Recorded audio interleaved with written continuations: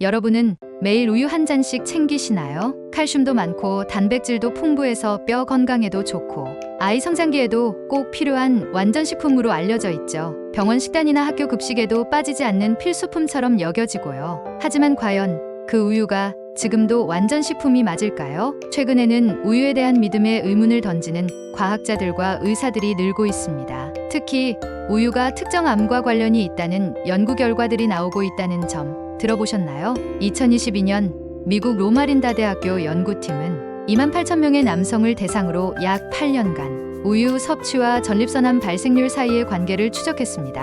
그 결과 하루 2컵 분량 약 430g의 유제품을 섭취하는 남성은 소량만 섭취하는 남성보다 전립선암 위험이 25% 더 높다는 사실이 밝혀졌습니다. 연구팀은 그 원인으로 우유에 포함된 성장 호르몬과 IGF-1 인슐린 유사 성장인자를 지목했습니다. IGF-1은 세포 분열을 촉진하는 물질로 일정 수준 이상 존재하면 암세포의 성장까지 자극할 수 있는 위험 요인이 됩니다. 이건 여성에게도 예외가 아닙니다.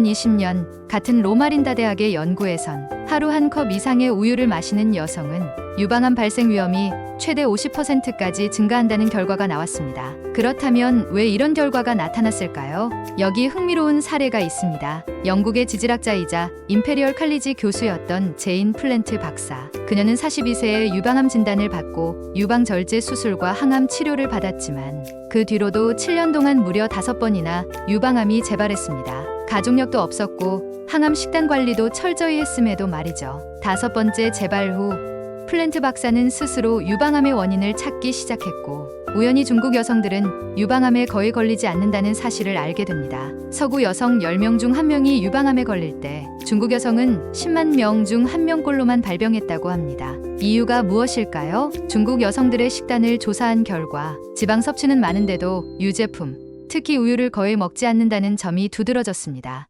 오히려 유방암에 걸리는 여성들은 서구화된 식습관을 가진 부유층이었고 중국인들은 유방암을 부자 사모님병이라 부를 정도였죠. 플랜트 박사는 우유가 원인일 수 있다는 가설을 세우고 집 냉장고에 있던 우유, 요구르트, 치즈, 버터까지 모두 식단에서 제거합니다. 그런데 놀랍게도 한 손으로 만져지던 종양이 일주일 만에 작아지기 시작했고 6주 후엔 완전히 사라졌습니다. 단지 유제품을 끄는 것만으로 말이죠. 그녀는 과학자로서 철저히 근거를 찾기 위해 우유 속 IGF-1 성분이 유방세포에 지속적으로 증식 신호를 보낸다는 사실을 밝혀냅니다. 그리고 현대축산업에서는 젖소의 우유 생산을 늘리기 위해 호르몬을 투여하는데 그 과정에서 IGF-1 농도가 2에서 5배까지 증가한다는 사실도 확인했죠. 이 IGF-1이 전립선암과 유방암 모두에서 암세포 증식을 자극하는 위험 요인이라는 것이 플랜트 박사와 다수 연구자들의 결론입니다. 물론 모든 의학 전문가가 우유를 해롭다고 말하는 건 아닙니다. WHO나 미국 식품의약국은 여전히 우유를 균형 잡힌 식단의 일부로 권장하고 있죠. 하지만 점점 더 많은 사람들이 오트밀크, 두유, 아몬드 밀크 같은 식물성 대체 우유를 선택하고 있는 것도 사실입니다. 우유가 해롭다고 단정짓기 전에 그게 과연 지금 내 몸에 맞는가를 스스로 점검하는 것이 중요합니다.